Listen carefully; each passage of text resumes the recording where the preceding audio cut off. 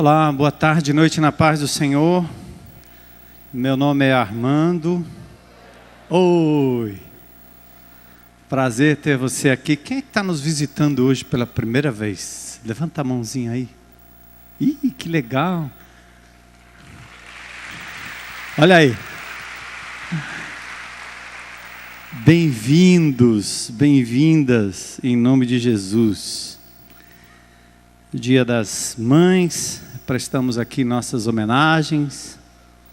O dia é sempre complicado, né? Porque às vezes enfatiza a lembrança de um evento único, quando na verdade o que nós queremos é lembrar sempre do carinho, cuidado, a honra que devemos às mulheres, principalmente às mães. Eu vou convidar você a se colocar em pé para a gente ler um texto da Bíblia, se quiser, se puder, em Lucas capítulo 1. É um cântico que nós até já cantamos aqui.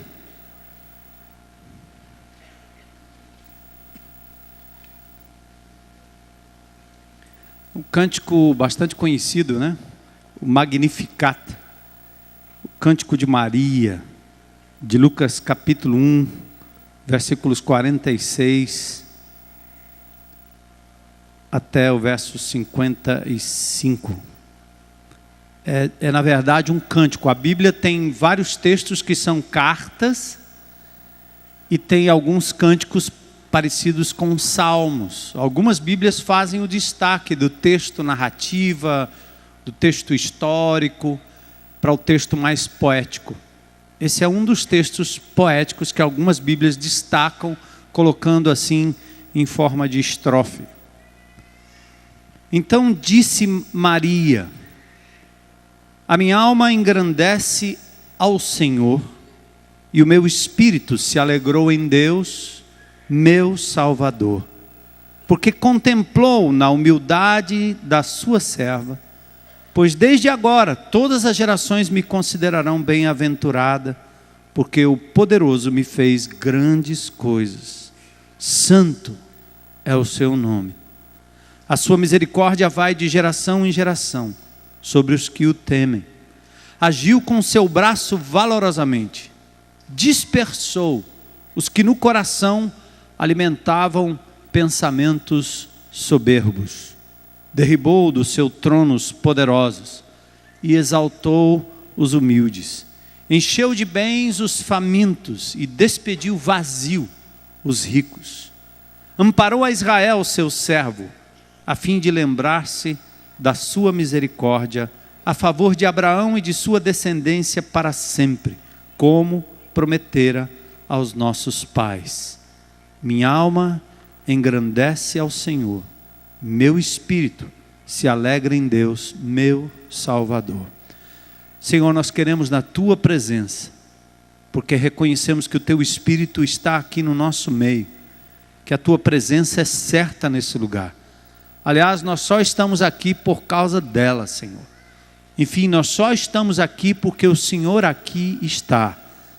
Nós não vimos aqui em busca de homens, em busca de um título, de uma igreja, de uma instituição, mas nós estamos aqui, Senhor, em busca da tua presença, da tua palavra, do louvor que é fruto de lábios que confessam o teu nome.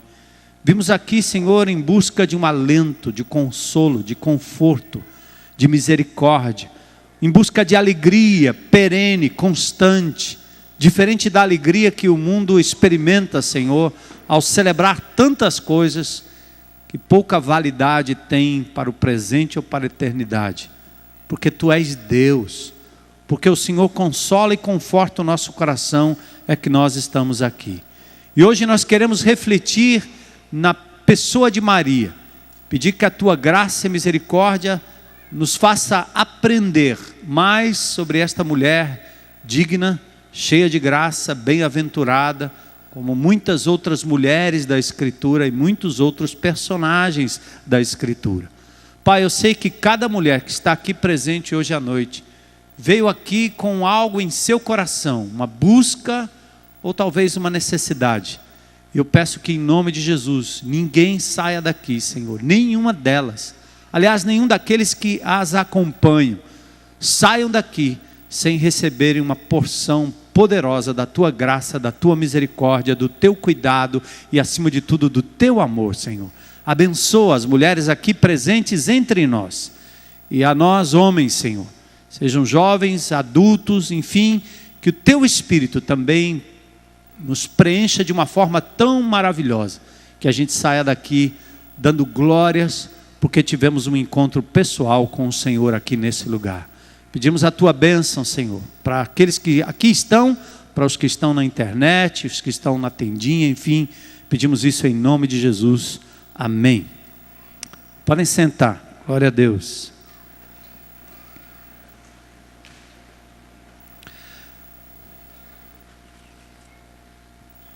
Bom, nós vamos trabalhar um texto que é bastante conhecido, está gravado inclusive no site da nossa página na internet, está lá disponível para qualquer um. A gente já tratou esse texto outras vezes, mas assim é a Bíblia.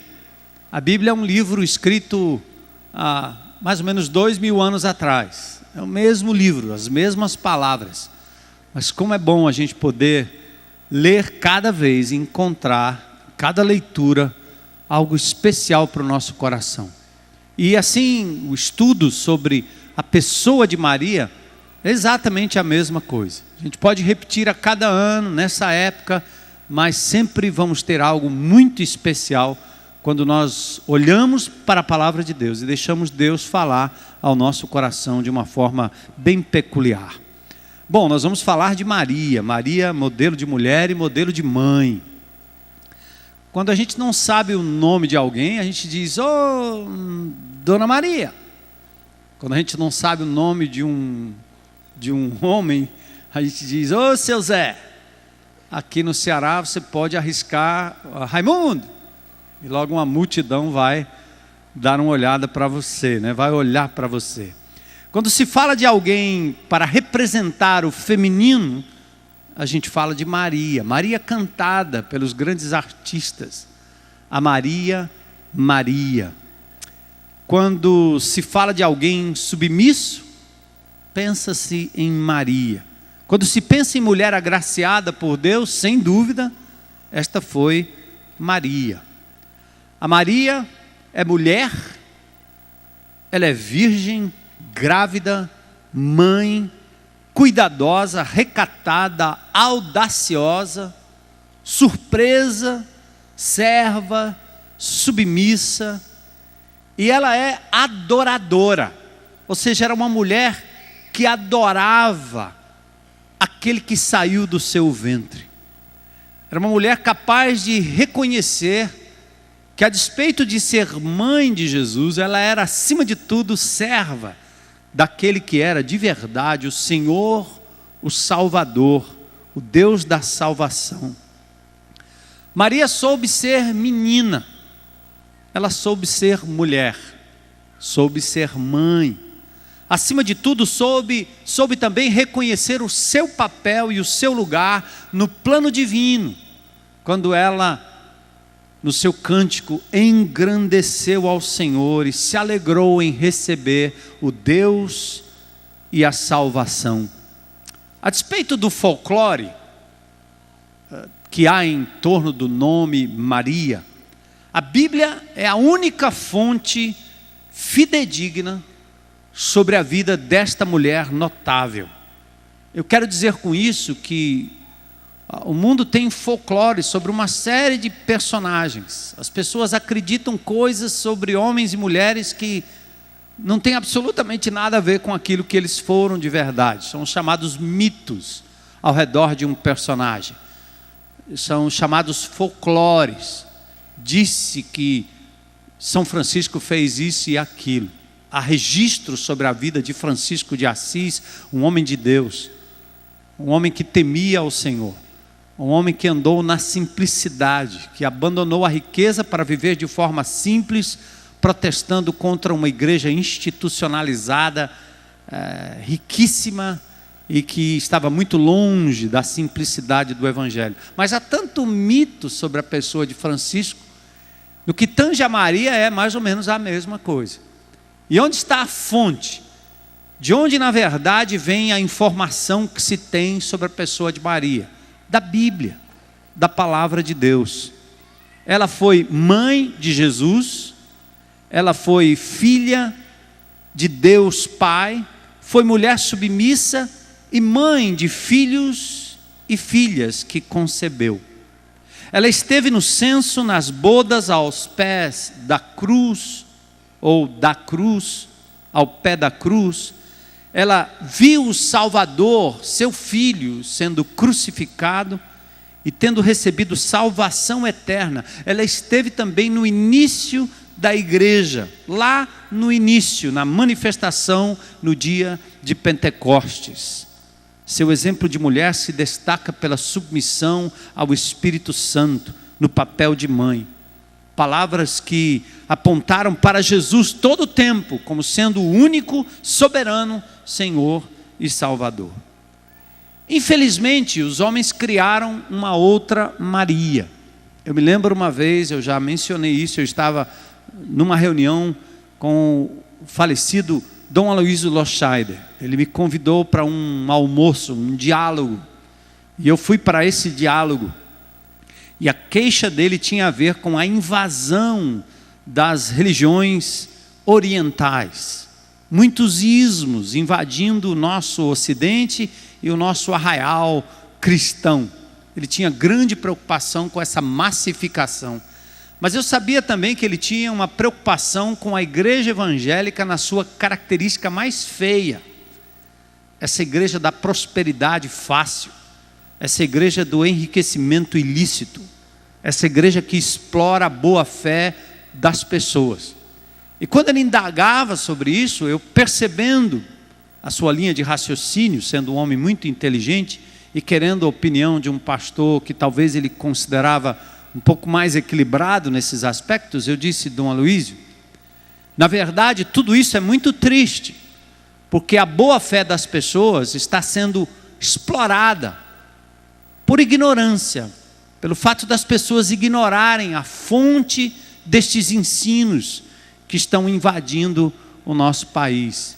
E também das pessoas não conferirem qual a fonte desses pastores, líderes, sacerdotes que pregam coisas que ninguém sabe a origem, porque quase não abrem a Bíblia, a não ser, estão sempre levando as pessoas a um emocionalismo barato.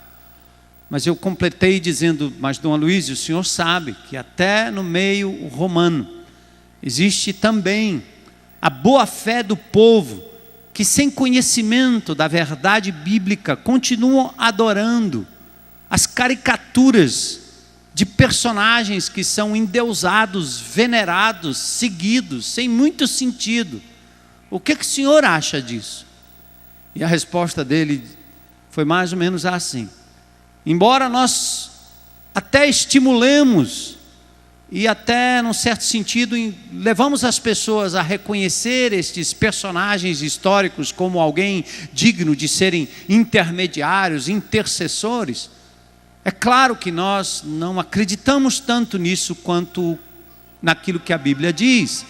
Então a minha próxima pergunta era exatamente isso: então por que não se fala do que a Bíblia diz apenas? E ele fala: olha, o povo está sendo alimentado por um folclore popular, e é muito difícil para nós como sacerdotes mudar o folclore na cabeça das pessoas. Se o fizéssemos assim, talvez nós teríamos um grande problema. Ou seja, é difícil trazer as pessoas de volta para a palavra, uma vez que elas se acostumam com os folclores e os mitos que são inventados por aí ao longo da história, até mesmo estimulados pela própria igreja, seja evangélica ou não. Então, a despeito do folclore, a Bíblia é a única fonte fidedigna sobre essa mulher notável. Infelizmente, os homens criaram uma outra Maria, uma projeção folclórica cheia de mitos que desfiguram a Maria da Bíblia. Hoje pela manhã eu fui perguntado por um repórter do jornal O Povo como é que uma igreja batista fala sobre Maria. A senhora, por que você está surpreso? A Bíblia fala sobre ela.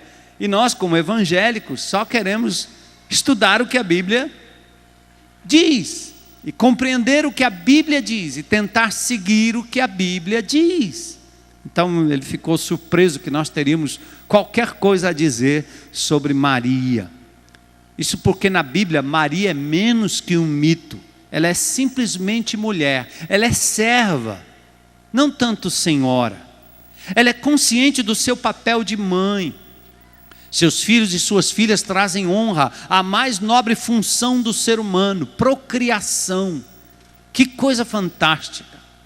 Maria foge muito dos modelos de mulher sensual, sem caráter e sem valor moral. Principalmente esse modelo que a sociedade hoje alimenta, de uma mulher que perdeu o seu valor, o seu caráter, a sua intrínseca personalidade. Muitas têm sido usadas como objetos de desejo, e só isso. A mulher está desmoralizada como pessoa, relegada a um objeto descartável. Os homens trocam de mulher como quem troca de copo descartável. A mulher moderna precisa voltar a ser Maria. Ela precisa aprender a ser amada e ser de fato amada, recatada, tranquila, esposa, realizada, empreendedora sim, mas mãe, irmã, serva e feliz, porque ela está plena e completa em Deus, seu Salvador. Toda vez que a mulher buscar em homens, pessoas, posição, seja o que for, qualquer tipo de valorização pessoal ou preenchimento do seu vazio, só vai encontrar decepção, mais cedo ou mais tarde. Os homens traem, os filhos decepcionam. O papel que se exerce sempre desfigura aquilo que de melhor a mulher tem. E assim a sociedade moderna também vai criando esse estereótipo de mulher valente, mas que perde muito daquilo que é a sublimidade de ser simplesmente mulher, e principalmente ser mãe, mulher submissa, mulher despretensiosa. Assim foi Maria, cuja devoção estão refletidas nas palavras do próprio Senhor, ou que ela proferiu acerca do Senhor em Caná da Galileia. Ela disse para aqueles que estavam ali: fazei tudo o que Ele vos mandar, tudo o que Ele disser. E aí, como é que a gente distingue Maria dessas Marias folclóricas? Bom, eu diria o seguinte: se você quer distinguir uma nota falsa, você tem que se especializar na nota verdadeira. Se você quer conhecer uma moeda falsa, você tem que ser muito bom no conhecimento da moeda verdadeira. Ou seja, você lida tanto com o verdadeiro que quando o falso aparece, isso é falso. E da mesma forma, nós entendemos que o selo de autenticidade que distingue o produto original da pirataria, no que tange a Maria, é esse livro aqui, que vai nos dar a capacidade de distinguir Rolex de Inrolex, iPhone de iPhone, tênis importado ou de boa marca, distinguir dos xing-lings que são vendidos aí nas esquinas. Você distingue? Ou compra gato por lebre? Então a forma de você entender alguma coisa sobre Cristo, cristianismo, qualquer personagem bíblico, a sua fé, a sua prática, sem escritura, não é possível. Quantos aqui tem Bíblia hoje à noite? Levanta aí. Olha aí, dá uma olhada aí. Amém, pode baixar. Sabe o que significa isso? Que aqui não é uma palestra onde as pessoas simplesmente ouvem, acham bonito e não conferem nada. Tudo está sendo dito à luz da palavra de Deus. Hoje pela manhã nós tivemos a consagração de uma criança e eu fiz questão de dizer: nós não batizamos crianças. Por quê? Porque o Cristo a quem seguimos foi batizado no Rio Jordão, por João Batista, aos 30 anos de idade. E não tem nenhum precedente bíblico de batismo infantil. Então, de onde veio a prática? Perguntem aí, de onde veio essa prática? Ou respondam. Veio de uma tradição, que poderia ter sido inventada por um pastor, por um sacerdote, pela igreja batista, pela igreja romana, por qualquer igreja, sem nenhum sentido de averiguação. Então, quando a própria igreja romana, ou a igreja evangélica, coloca a Bíblia na mão do povo, e faz com que o povo leia e seja bereano, significa que nós, então, deixamos de ser alienados para sermos pessoas que têm um fundamento histórico, bíblico, arqueológico, nas afirmações que fazemos. Porque senão a nossa fé, ela é uma abstração, como quem acredita em Papai Noel. Ele existe? Claro que não, mas existe no folclore, existe na imaginação da criança. Mas, meus queridos, em se tratando de religião de verdade, fé de verdade, nós não podemos jogar a nossa vida, a eternidade, a questão de céu ou inferno, de ressurgir ou não, a questão da nossa relação com Deus, em cima de um conto de fadas. Por isso a Bíblia é um documento escrito, verificável, de onde nós tiramos as conclusões sobre o que nós cremos. E principalmente hoje sobre Maria. É o que a Bíblia diz que nos importa. Embora o povo prefira a pirataria, o falso, o mais barato, aquilo que está acessível em qualquer lugar, em qualquer gruta, nós vamos voltar sempre para a palavra de Deus. Qual a importância dos relatos bíblicos? 2 textos, João 17:17, Jesus diz assim: olha, santifica-os, Pai, na verdade. E ele diz: a tua palavra é a verdade. Depois em João 8:32, ele diz algo que é importante. Você que é jovem, universitário, estudante, você deveria ter esses textos e esses postulados na sua mente. Jesus diz uma coisa fantástica para um povo inteligente, que deve adorar com inteligência, com razão, com raciocínio.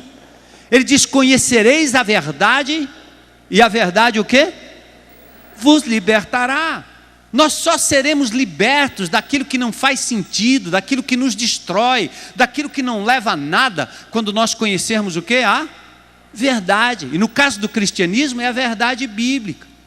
Jesus é a verdade. Ele diz: eu sou o caminho, a verdade e a vida. A palavra de Deus é a verdade.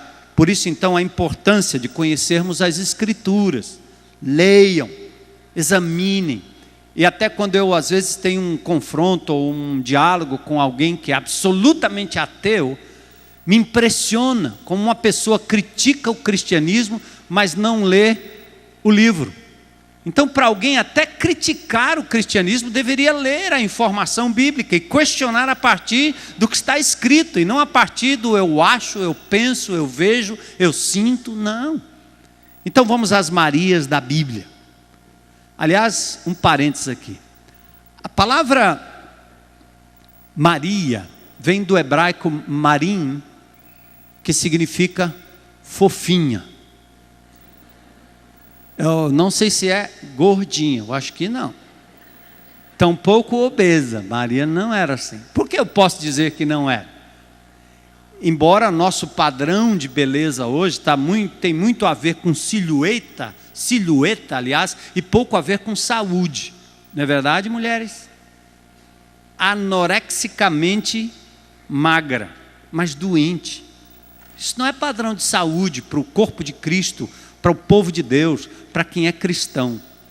Então naquela época as mulheres não tinham esse mesmo padrão que nós temos hoje, mas eu duvido que Maria, vivendo ali na Palestina, ali em Israel, andando para cima e para baixo, correndo para cima e para baixo, cuidando de Jesus, cuidando de filhos, essa Maria pudesse ser qualquer coisa senão muito elegante, até porque ela era bem jovem. Mas há alguma coisa, talvez a bochecha, não sei, quem sabe, ela era fofinha. Por isso que o nome Maria significa fofinha. Aliás, muito diferente desse retrato que a gente tem de Maria por aí. Não tem muito a ver com a Maria da Bíblia, que aliás não tem retrato. Ninguém naquela época tinha um celular ou alguma coisa para bater o retrato de Maria. Então fizeram um retrato e todo mundo tem essa imagem mental de Maria que foi inventada pelos homens. Mas vamos ver, temos 6 Marias na Bíblia. Primeiro, a Maria de Roma. Ela mudou-se para Roma para servir o apóstolo Paulo e seus companheiros em outra região. Essa é uma Maria de Romanos 16, 6. Depois tem Maria, mãe de João Marcos. Ela é mencionada em Atos 12, 12, apenas uma vez. Ela é conhecida porque a igreja se reunia na casa dela. Olha que papel importante dessa Maria. Ela tinha um grupo pequeno na casa dela. Irmãos que se reuniam em sua casa para celebrar a ceia do Senhor, partilhar a vida. Tem também Maria de Betânia. Lembra? Irmã de Lázaro e irmã de Marta.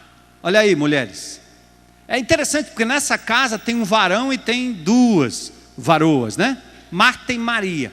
Essa Maria, que é a irmã de Lázaro, a quem Jesus ressuscitou, é conhecida pela sua característica mais quieta, mais tranquila. Enquanto Marta era mulher agitada.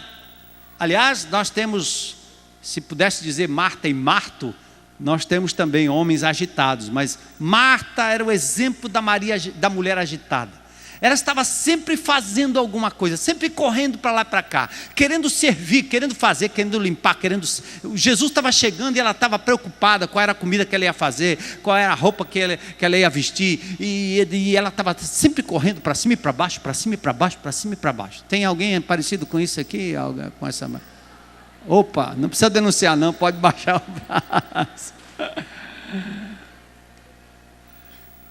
Essa Maria de Betânia é uma Maria diferente, porque em contraste com Marta, sua irmã, Maria é contemplativa. Na morte de Lázaro, ela demonstra tristeza. Ela diz: Senhor, se o Senhor estivesse aqui, Lázaro não teria morrido. A terceira cena de Maria na Bíblia é quando ela está sentada e ela derrama um bálsamo caríssimo aos pés de Jesus. Unge com óleo o Senhor. E os discípulos logo dizem: que desperdício derramar isso tão caro, a gente podia vender e dar aos pobres.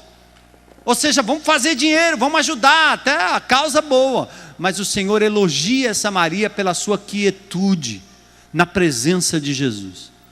Mulheres, parte dessa correria tem a ver um pouco com a nossa frustração, a incapacidade de pausar e de parar e de encarar a nossa própria vida, como que olhando no espelho.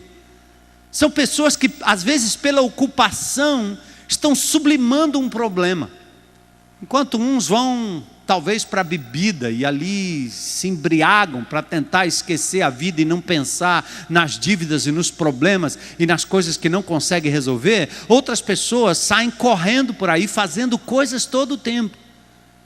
Essa semana eu tenho passado um momento de muita tristeza, porque eu tenho lidado com casos de pastores e líderes que de tanto se doarem para o trabalho, de tanto fazerem coisas em nome de Deus, se esquecem de Deus, e aí são armadilhas, aliás, são presas fáceis do inimigo.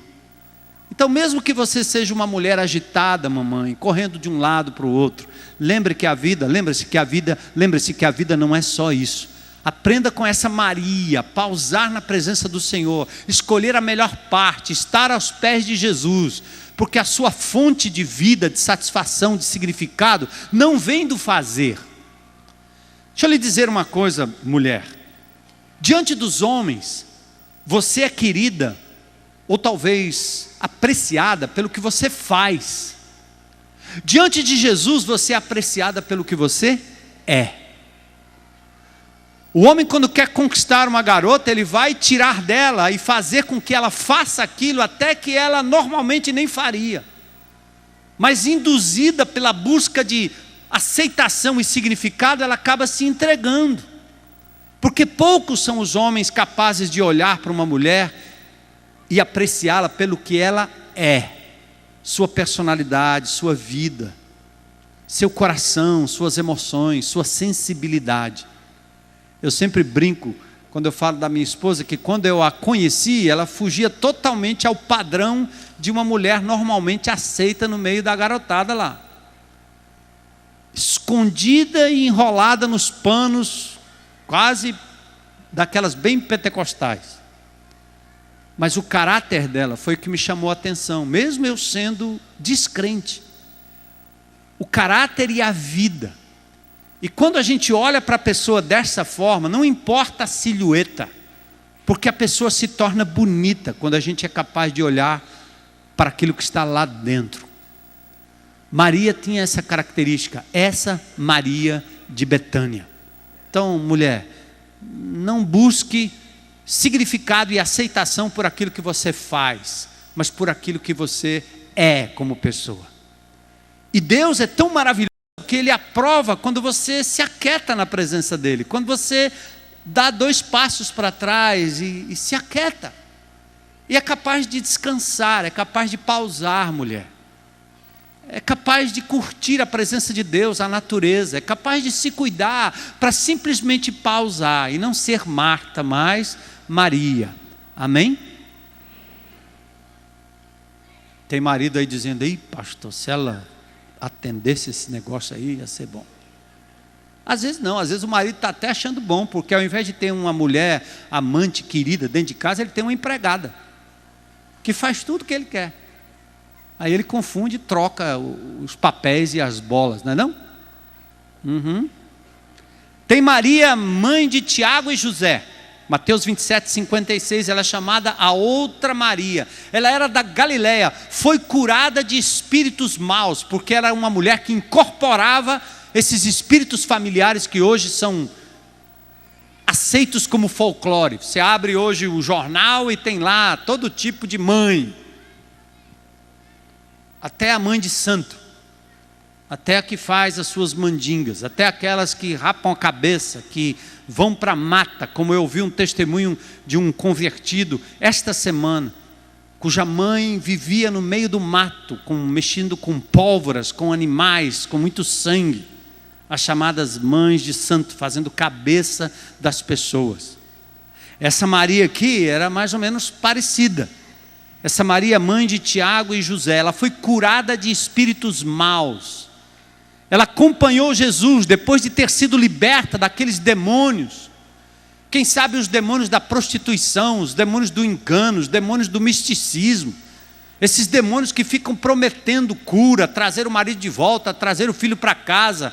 Essas mentiras demoníacas que a gente acredita. Quando Jesus entrou na vida daquela mulher, ela foi liberta. E a partir de então passou a seguir o Senhor dos Senhores. Outra Maria é a Maria Madalena. Lembra? Essa Maria que é inclusive manipulada pelos pseudocientistas. Aqueles que dizem que descobriram os evangelhos que estavam escondidos. Eles trazem essas notícias na Veja, na Isto É, na Super Interessante. Parecem, assim, descobriram a roda. E porque o povo não tem conhecimento da origem desse livro e dessa escritura, e como esse livro se formou, acreditam na verdade que os evangélicos, os católicos, esconderam os evangelhos apócrifos secretos. Evangelhos estes escritos 300 anos depois de Cristo, 200, 300 anos depois que este evangelho foi compilado, por indivíduos que estavam querendo tirar proveito de um evangelho santo, são, puro, poderoso, que veio através de Jesus, dos apóstolos e etc. E criaram uma Madalena quase amante de Jesus.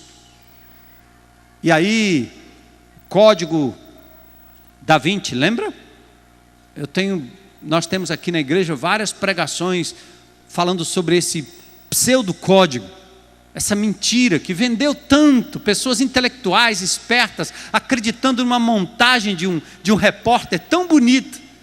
E quando leem aquele livro que não tem nenhuma referência bibliográfica, ou seja, não cita a fonte, não fala absolutamente nada de onde veio academicamente aquelas asseverações absurdas, as pessoas saem por aí dizendo, Jesus, o negócio dele era com Madalena. Mas essa Madalena da Bíblia, ela foi curada por Jesus, tinha 7 espíritos que foram colocados para fora. Ela andou com Jesus, ela viu a crucificação de longe, ela foi até a tumba, foi a primeira a ver o Cristo ressuscitado e anunciou aos discípulos. E por fim, Maria, mãe de Jesus. Quem é essa Maria? Vamos olhar um pouquinho na Bíblia. Primeiro, ela vinha da linhagem de Davi.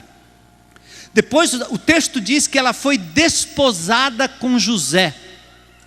Lá em Mateus, em Lucas, fala que Maria foi desposada com José. Provavelmente uma adolescente. Maria deveria ter em torno de 13 a 14 anos de idade. Criada em Nazaré, desposada. O que quer dizer desposada? Ela era noiva. Só que a noiva naquela época, ela tinha um contrato de casamento feito pelos pais, o noivo, e eles só teriam relação sexual depois de um determinado tempo, mais ou menos 1 ano. Era uma jovenzinha prometida, talvez entre 13 e 14 anos de idade, que depois de um certo tempo então seria entregue ao seu marido definitivamente. Maria então era jovem, noiva, e esse relacionamento com José só poderia ter sido quebrado através de um documento, uma carta de divórcio, caso ela fosse encontrada em situação de adultério, caso ela tivesse relacionamento com outro homem. A primeira coisa que nós sabemos aqui desses textos é que Maria não tinha voto de castidade, porque senão ela seria como uma freira, não iria casar nunca. Para que casar se ela tinha voto de castidade? Não faz sentido. Ela foi prometida a José e de verdade celebrou esse contrato de casamento. Mas aí o anjo Gabriel, em Lucas capítulo 21, versos 26 a 38, vem e se apresenta a Maria e diz: alegra-te muito favorecida. Maria então é conhecida como uma mulher cheia de graça. Ela não é a única na Bíblia. Estevão também é chamado de cheio de graça. Porque a ideia bíblica é o seguinte: quando Deus dispensa misericórdia, significa que Ele deixa de dar aquilo que nós merecemos, a punição, a disciplina. Quando Deus nos dá aquilo que nós merecemos, aliás, que nós não merecemos, aí é graça. Graça significa um favor imerecido. Significa receber algo de Deus pelo qual nós não fizemos absolutamente nada. Nós temos uma ideia religiosa de que nós sempre merecemos porque somos bonzinhos.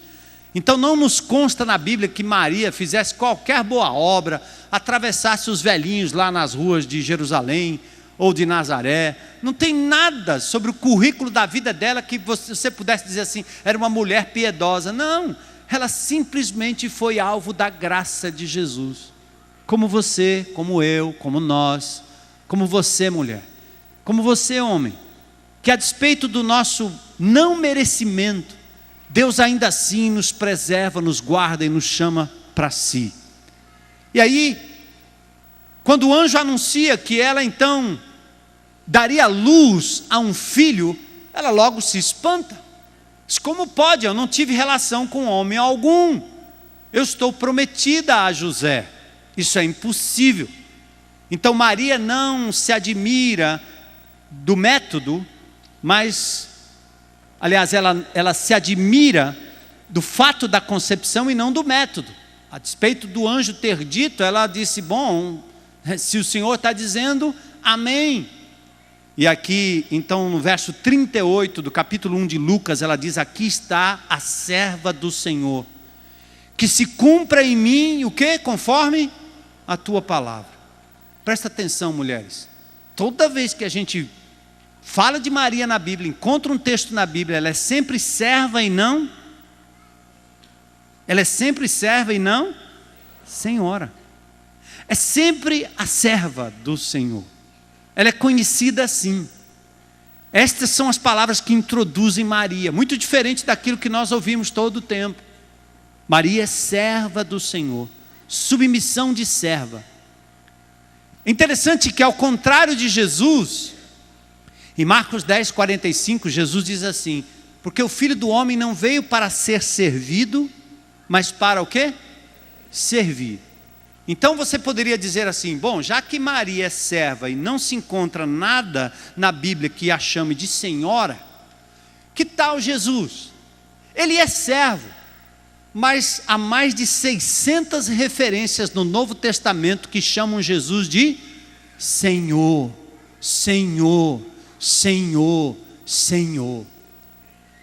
Você sabia que os cristãos do primeiro século iam às arenas, eram jogados para os algozes, para os gladiadores, eram queimados vivos, porque eles negavam que o imperador romano fosse Senhor, porque quando diziam quem é o seu Senhor, eles afirmavam Ho Christos, Ho Kurios, Jesus Cristo, ou Cristo é o Senhor.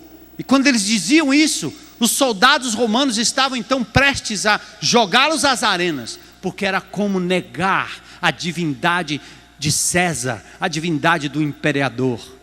Mas os cristãos reafirmavam todo o tempo e morreram, muitos, por esta afirmativa: Jesus Cristo é o meu Senhor e meu Salvador. Ele é de verdade assim. Isso para mostrar a distinção entre o papel da serva mulher, modelo Maria, e o Filho, Cristo Jesus. Não somente homem simples, mas Senhor, Senhor de todas as coisas. Apocalipse 11:15 diz: os reinos se tornaram do nosso Senhor e Cristo. Apocalipse 19:16 diz: Ele é Rei dos reis e Senhor dos senhores. Agora, Isabel, então, recebe a visita, elas se encontram. Maria viaja 120 quilômetros para estar numa cidade a 8 quilômetros de Jerusalém. E ela é saudada como a mãe do meu Senhor. Bendita entre as mulheres, verso 45 de Lucas 1. Bem-aventurada a que creu. Uma mulher destaca a bem-aventurança de mãe de Jesus e ela responde austeramente e diz: antes bem-aventurados são os que ouvem a palavra de Deus e aguardam. Aliás, palavras do próprio Jesus, quando é destacado Maria como uma mulher diferenciada. Finalmente ela foi ou se tornou grávida do Espírito Santo. E José a recebe como mulher.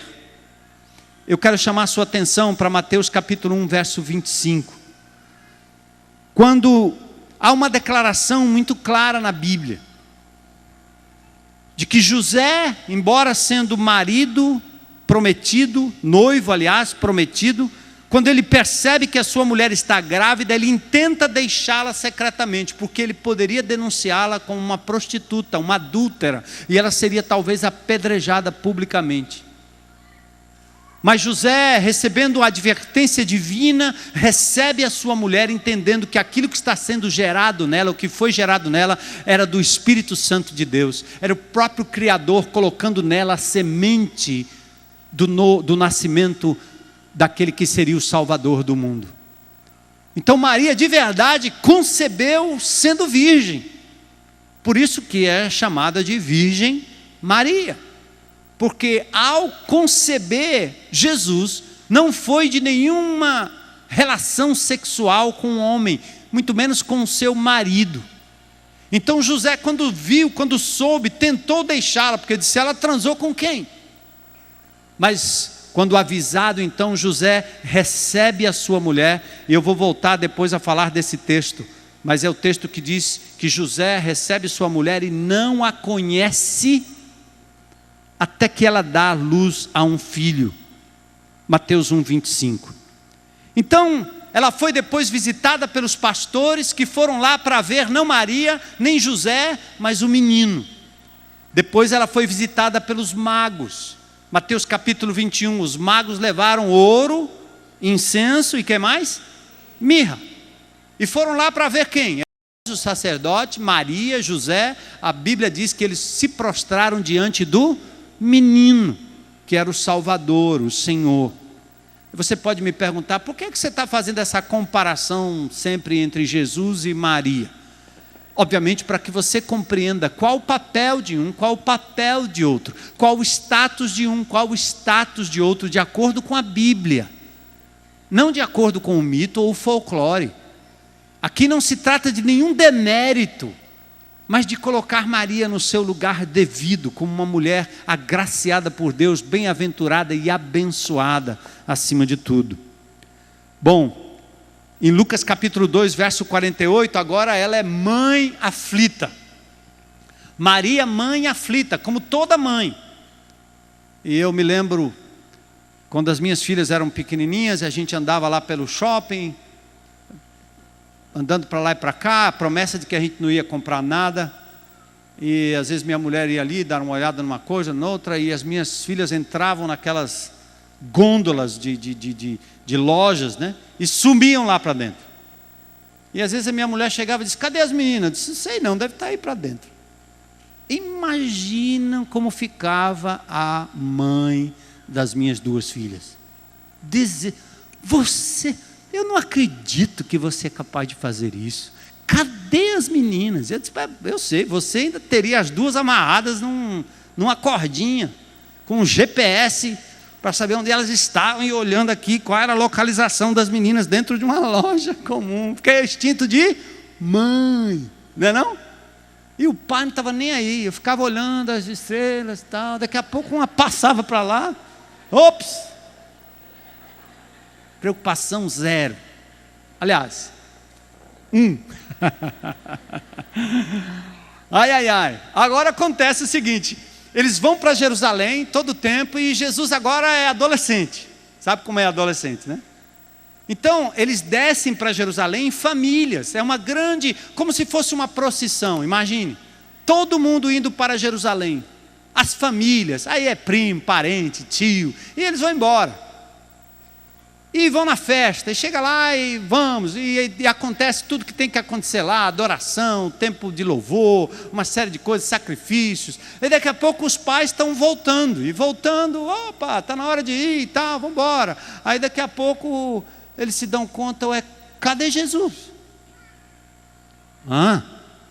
Maria então aflita, aí diz o texto, logo que seus pais o viram, ficaram maravilhados, e sua mãe disse assim, Lucas 2, 48, presta atenção: filho, por que fizeste isto conosco? Olha aí diz assim, teu pai e eu, José tinha mais juízo do que eu, teu pai e eu estamos o quê? Aflitos, à tua procura, Jesus. Onde é que ele estava? Dando um baile nos doutores lá,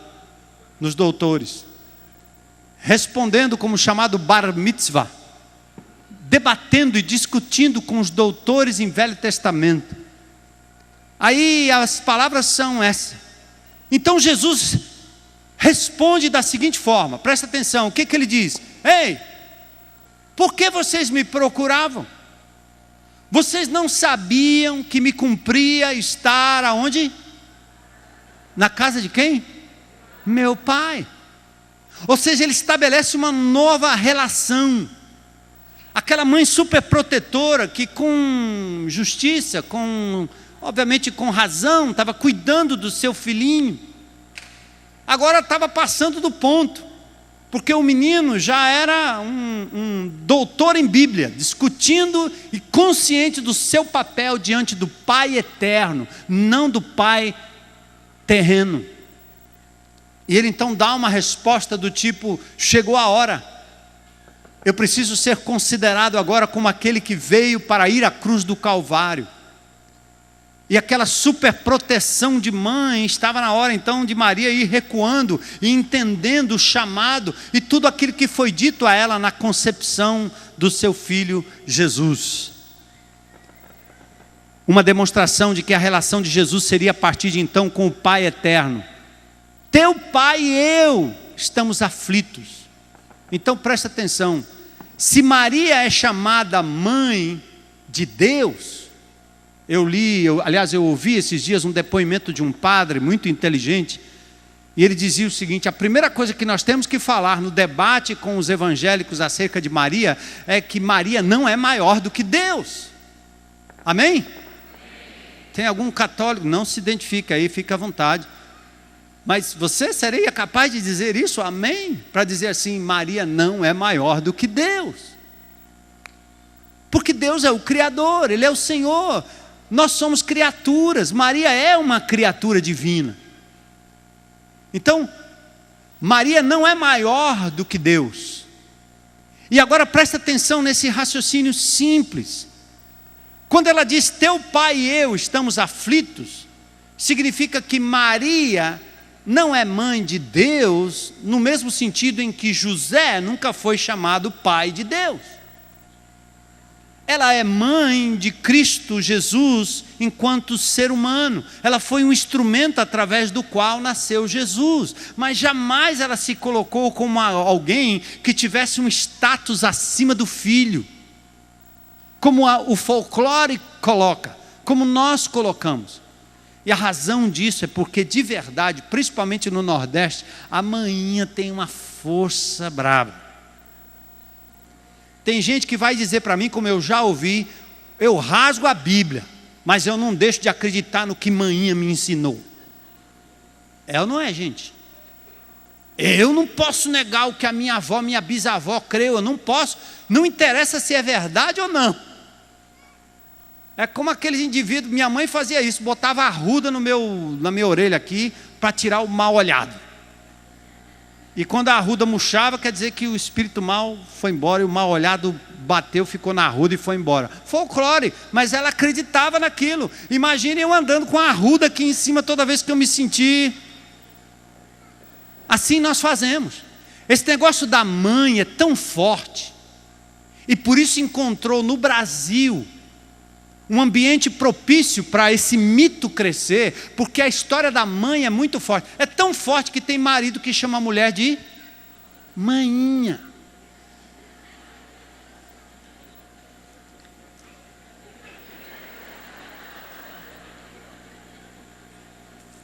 Tem mulheres, coitadas, que se casam e se dão mal porque ela não faz a sopinha do jeito que a mainha do camarada fazia. O mingau. Minha mãe fazia um mingau especial, mas a minha mulher disse, eu não sou sua mãe, portanto o mingau é outro. Glória a Deus, né? Gostaram aí, mulheres? E tem outra, viu? Isso aqui é para os cabra macho, presta atenção. Você dá uma de meninão e fica aí achando que a tua mulher é tua maninha, você fica chamando de maninha, ela se torna sua serva, sua secretária, sua mãezona. E de repente você começa a depreciar aquela mulher, faz dela sua secretária, faz dela sua empregada, faz dela sua mãe. E quando encontra uma outra lá fora, você a chama de amante.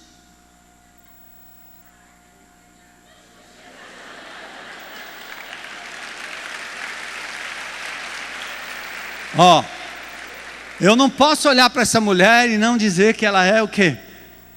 Minha amada, minha amante, minha amiga, aquela que faz tudo, mas no outro sentido, no bom sentido, que tem prazer, na qual eu tenho prazer e ela prazer em nós, sabe? É minha amada.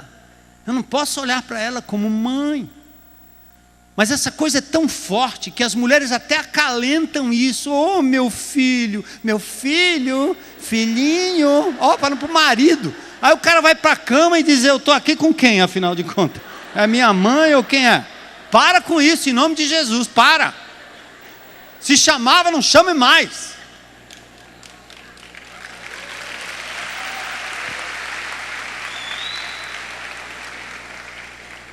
É engraçado como os homens não batem palma. Só se for gol do Ceará ou do Fortaleza, aí eles pulam, batem palma. Eu estava num congresso de pastores agora, tinha um jogo do Fluminense com o Botafogo, eu nunca vi os caras tão vibrantes. E na hora do louvor, da adoração, da oração, eles ficam assim, tudo.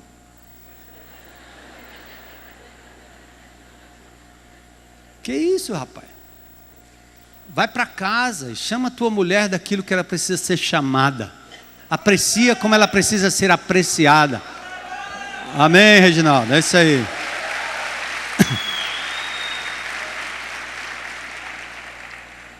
Então, Maria, preocupada, e Jesus diz: não mais, não mais, não precisa. Me importa agora fazer as coisas do meu Pai, do meu Pai. Agora outra coisa, a vida de Maria em Nazaré, lá em Lucas 2, 41, 51, 52. Presta atenção agora que esse é um ponto crucial da nossa conversa aqui. É o fato de que Maria ia anualmente ao templo, tinha um cuidado familiar. E diz o texto de Mateus 13, 55 e 56. Veja o que a Bíblia diz. E outra coisa, não diga que é Bíblia evangélica não. Porque o Novo Testamento, a Bíblia evangélica, a Bíblia católica, mesma coisa. Eu fiz parte de uma tradução ecumênica da Bíblia, juntamente com eruditos católicos, anos atrás, lendo, revisando, ajudando. E eu sei, alguns textos lá são mexidos propositadamente para não revelar aquilo que a Bíblia diz com clareza. Mas a Bíblia séria, a Bíblia católica, vai ter o texto exatamente como está aqui, Mateus 13, 55 e 56. Não é este o filho do carpinteiro? Não se chama sua mãe o quê? Maria? E seus irmãos, como é que eles se chamam? Tiago, José, Simão e Judas. E tem mais, não vivem entre nós todas as suas? Aí nós temos um problema. O que é? É porque alguém começa a dizer que ao invés de serem irmãos de Jesus, eles são primos. Porque é inconcebível pensar que Maria deixou de ser virgem. Ela concebeu virgem porque o que nasceu dela não foi de uma relação sexual. Mas a próxima pergunta, bem simples, é: por onde saiu Jesus? Depois de 9 meses. Cesariana? Não tinha isso naquela época. Óbvio que ela deixou de ser virgem. E o texto de Mateus 1,25 diz que José não conheceu intimamente Maria, não teve uma relação íntima com ela, até que ela deu à luz a filhos, a Jesus, aliás, seu filho Jesus. Então, por exemplo, olha, a versão Bíblia de Jerusalém diz que José não a conheceu até o dia em que ela deu à luz um filho, e ele o chamou com o nome de Jesus. Deixa eu ler para vocês uma nota de rodapé da Bíblia Católica das edições paulinas. Vê se tem aí o nosso slide, para você perceber que eu estou fazendo uma citação que não é da minha cabeça. Está lá, está escrito, pode ir para casa e pode conferir. Olha o que é que diz. Sabe por quê? Segura o slide aí só para dizer o seguinte: a palavra irmão na Bíblia, ou a palavra primo, é a palavra anéfios. Por exemplo, em Colossenses 4,10 diz que Marcos é primo de Barnabé. A palavra irmão é Tiago, irmão Adélfon do Senhor, Gálatas 1,19. Isabel era parenta de Maria, Lucas 1,36. Portanto, a palavra irmão é diferente de primo, tem nada de primo, a palavra é irmão. Então agora vamos para a declaração da Bíblia Católica das edições paulinas. Então, leiam comigo lá. O texto diz, interpretando Mateus 1,25, que diz que José não a conheceu intimamente, sexualmente. Esse é o termo para a palavra conhecer, porque é óbvio que José conhecia Maria. Mas o termo conhecer diz respeito também à relação de intimidade. Então diz que José não conheceu Maria até que ela deu à luz um filho. Então diz assim, Mateus afirma, isso aqui é comentário católico, não é meu. Meu nome é Armando Bispo, mas eu não sou bispo. Então não tem nada a ver comigo, está escrito lá. Mateus afirma a virgindade de Maria, quando? Antes do parto. Que ela tenha permanecido virgem no parto e depois dele, nós o sabemos através de quem? Dos santos padres e pela igreja. E é o quê? E é verdade de fé católica, isto é, universalmente admitida, embora ainda não tenha sido definida solenemente. Disse e não disse. Porque a grande verdade não existe nenhuma prova bíblica disso, muito pelo contrário, existe evidência de que Maria, como uma mulher qualquer, não se desqualificou diante de Deus, não deixou de ser favorecida, agraciada, mulher bem-aventurada só porque teve mais filhos. Qual é o demérito, mulher? Qual seria o demérito dela ter outros filhos além de Jesus? Qual? O que é que diminui Maria? A não ser um folclore que nós alimentamos, e de novo um mito, segundo foi dito lá no início da nossa palavra. Então isso é importante, você perceber que Maria teve outros filhos e Jesus outros irmãos. Outros textos da Bíblia afirmam exatamente a mesma coisa. Então vamos caminhar mais um pouquinho. Durante o ministério público de Jesus, Maria está em Caná da Galileia. Agora acabou o vinho, o bom vinho. E Maria diz assim no verso 3 de João 2: Ei, Jesus, eles não têm mais vinho. E Jesus responde como? Mulher, que tenho eu contigo? Duro, né, a mamãe ouvir uma palavra dessa do filho, né? Porque mamãe, ela tem um pouco, toda mamãezinha tem um pouquinho diz assim, está no meu controle. Ele é meu filho. É mais ou menos o que a gente faz com um político que a gente conhece, né? O cara trabalha naquela repartição, ele é meu parente, Chego lá, não tem problema, ele manda lá um cartãozinho, está tudo resolvido. E a mamãe também, ele é meu filho, ele é meu filho, eu sou mãe dele, sabia? Então Maria, quando ela estava na festa, o primeiro casamento, Jesus está lá presente, já um adulto, e de repente Maria diz assim: Ei Jesus, eu sei que você agora é aquele enviado de Deus para fazer milagres, então bora lá, meu filho, resolve esse problema aí. O que é que ele diz para ela? Mulher, que tenho eu contigo? Ainda não chegou a minha hora. O que ele estava querendo dizer? Eu não vou fazer sob o seu comando. Jesus está com 30 anos de idade. Se com 12 ele já disse: olha, eu estava na casa do meu pai. Imagine aos 30, quando agora ele está emancipado para ser um sacerdote, para ser um ministro e alguém enviado por Deus para levar adiante o seu ministério. Então ele diz: mulher, que tenho eu contigo? Aí Maria entende o que ele diz, e em seguida no verso 5 ela diz o quê? Ela disse: façam tudo o que ele disser. Tudo o que ele disser. Ele é o Senhor, Ele é o Salvador, Ele é o Todo-Poderoso, capaz de operar milagres nesse lugar. Então, queridos, em Cafarnaum a mesma coisa, no meio da multidão, uma vez, lá em Marcos e em Mateus 12, Jesus estava ministrando, e acompanhado ali por várias pessoas. Lucas capítulo 8, versos 19 a 21. Dá uma olhada nesse texto que interessante. Agora Jesus está popular, cheio de gente ao redor, todo mundo ao redor dele. Ele não consegue, às vezes espremido por tanta gente querendo tocar nele, querendo receber um milagre, uma graça especial através do poder de Jesus. Aí é o que dizem para ele? O texto diz: vieram ter com ele quem? Sua mãe e seus irmãos. Os discípulos e apóstolos estavam com ele já, e não podiam aproximar-se por causa da concorrência do povo. Já pensou você ter um filho famoso e depois você, como mãe, fica do lado de fora e não consegue nem chegar perto? Isso que é absurdo. Eu sou mãe dele. E lhe comunicaram. Então os apóstolos disseram: Ei Jesus, tua mãe e teus irmãos estão aonde? Lá fora. E querem o quê? Querem ver-te. Olha o que ele respondeu: minha mãe e meus irmãos são quem?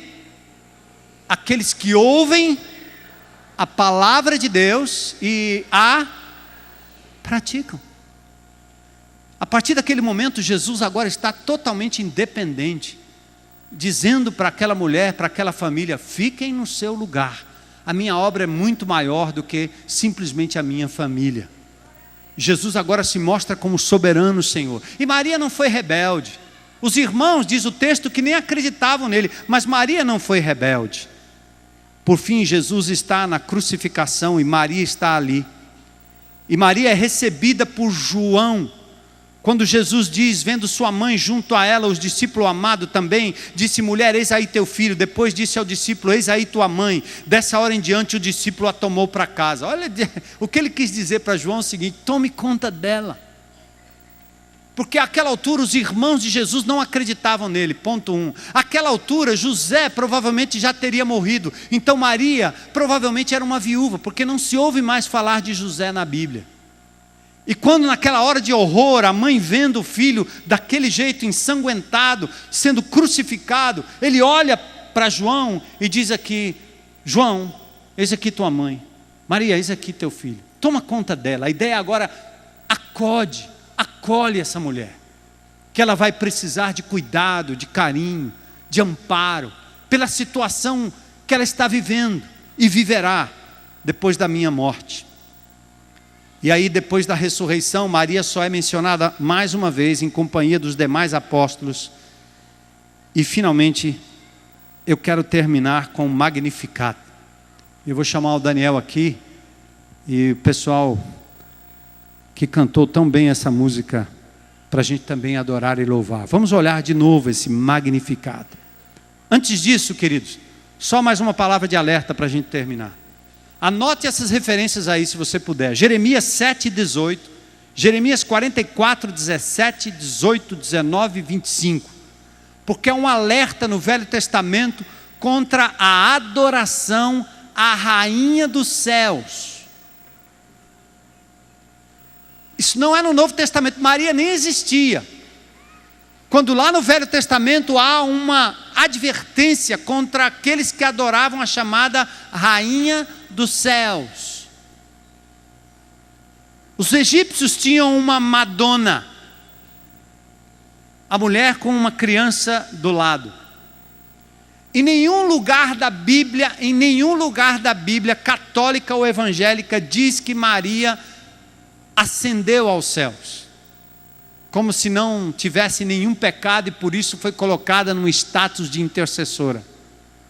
Maria continua assim sendo bem-aventurada, continua sendo mulher cheia de graça. Por isso, amados, nós erramos quando não conhecemos as Escrituras. Erramos quando aceitamos um outro evangelho que não o evangelho bíblico. Jesus é o único mediador entre Deus e os homens, 1 Timóteo 2:5. Ele é o único Senhor, Filipenses 2. Único nome que está acima de todo nome. Por isso a adoração a Maria foi rejeitada por Jesus, porque ele diz: só o Senhor teu Deus adorarás, e só a Ele prestarás culto. Nós vamos honrar Maria sempre, e vamos ver no reflexo dessa mulher o exemplo para que vocês mulheres sigam, com uma mulher exemplo de vida. Aprendam com ela, aprendam da submissão, da dependência de Deus, desse Magnificat que diz: minha alma engrandece ao Senhor, meu espírito se alegra em Deus. Quem? Meu Salvador. Por que Maria disse que precisava de um Salvador?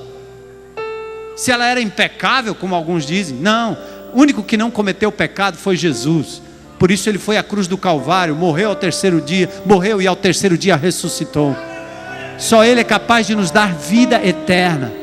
Um dia lá na eternidade nós vamos nos encontrar com Pedro, João, Tiago, Raabe, Paulo, Maria, a Madalena, a outra, Marta e Maria, aquela que foi usada por Deus para trazer o Salvador ao mundo. Não peçam nada a ninguém, a não ser a Jesus. Ele tem poder para cuidar de você, cuidar da sua vida. Se Maria estivesse hoje aqui, pudesse falar com vocês, ela diria a todas vocês mulheres, sejam crentes, evangélicas, católicas ou não, ela diria o seguinte: façam tudo o que Ele disser. Creiam no meu filho. Ame o meu filho. Queridos, o dogma desenvolvido sobre a adoração a Maria veio no século IV. Mãe de Deus, ela não pode ser mãe do Criador. Virgindade perpétua é dogma de celibatários. Imaculada Conceição foi promulgado como dogma católico em 1854, recentemente, pelo Papa Pio IX, porque só Jesus foi o único sem pecado, impossível. Assunção de Maria é uma lenda do século IV, que não tem base histórica nem bíblica, porque nenhuma visão dos céus mostra Maria no livro do Apocalipse. Por isso é hora de decisão, ser bem-aventurada, serva, cheia de graça como Maria.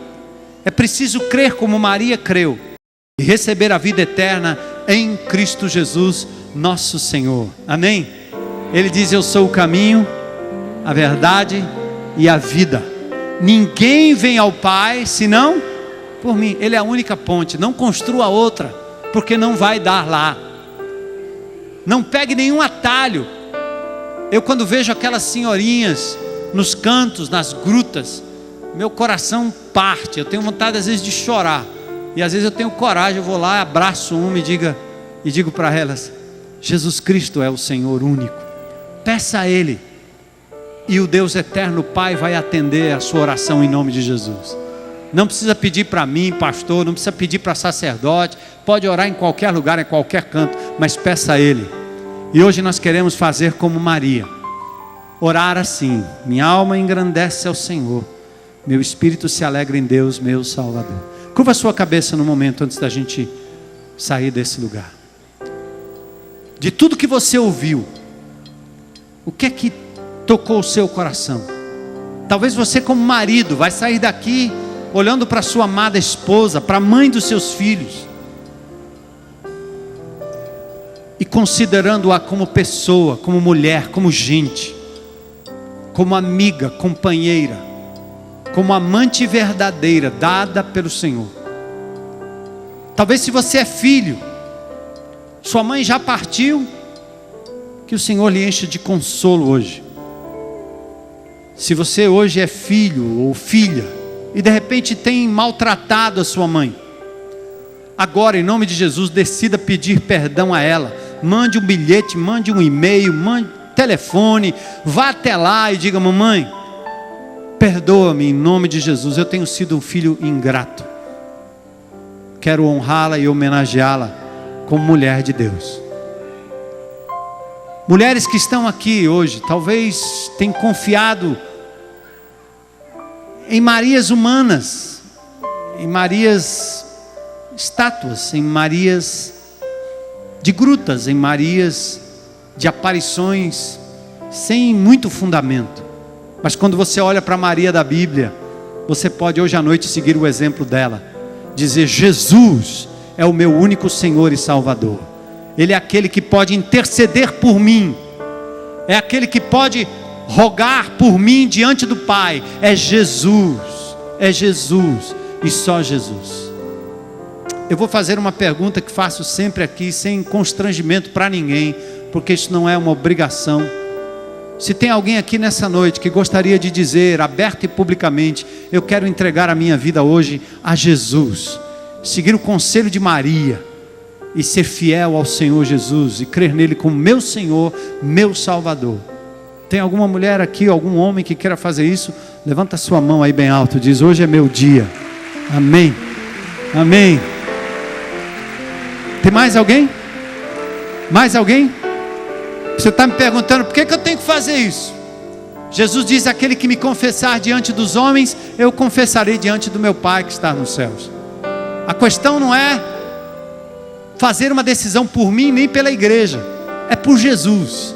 E a gente, quando faz isso, faz aberta e publicamente. Tem mais alguém? Se você hoje à noite está tomando essa decisão, quero convidar você. Amém, amém. Glória a Deus. Eu convido você a se colocar em pé, juntamente com toda a congregação, e vir aqui à frente. Quero convidar os líderes de grupos pequenos a virem aqui à frente também. E qualquer pessoa que queira entregar sua vida a Jesus, vem aqui à frente. Nós queremos orar com você, por você. Saia do seu lugar e vamos louvar ao Senhor com esse cântico. Amém? Vamos lá?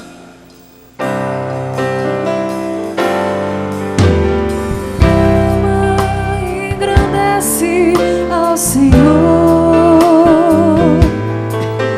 meu espírito se alegra em Deus. glória de Deus, homens e mulheres. Pois com poder Deus te abençoe. Deus te abençoe. E com misericórdia demonstrado amor. Se você quer fazer a sua decisão, vem à frente. Minha alma engrandece ao Senhor. Aleluia. Meu espírito se alegra em Deus, meu Salvador. Pois com poder tem feito grandes coisas e com misericórdia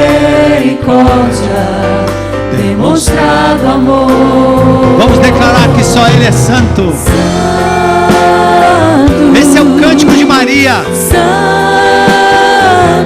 aleluia. Santo és, Senhor.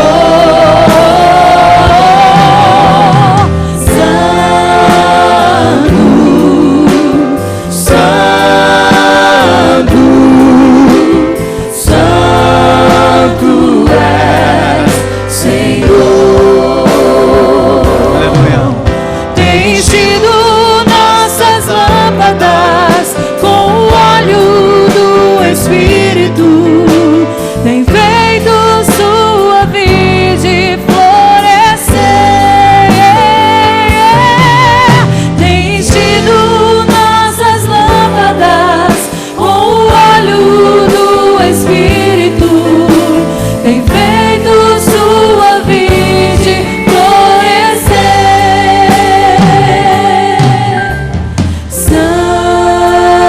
Santo, Santo, Santo és, Senhor. Senhor Jesus, Senhor Jesus. Santo, Santo,